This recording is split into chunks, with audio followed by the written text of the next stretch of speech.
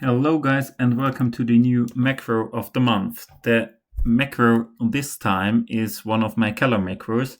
It's called CountColors and it's simple to use.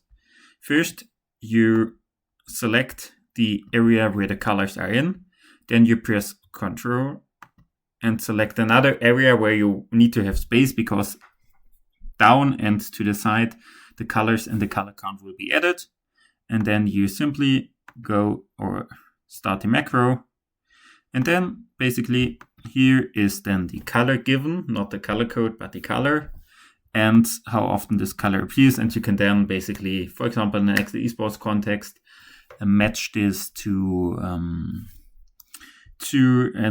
terrain type or something else. So yeah, basically easy to use, and you can then also combine it with other macros, like if those colors, if here for example they're yellow, there would be a yellow with that is only slightly different. I don't know, is it the same?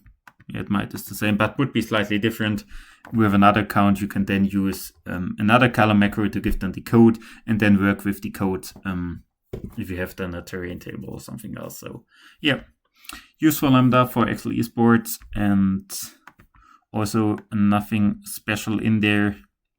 Basically solid color count, basic output, the selection, sort track of if two areas were selected, and here nothing special in there.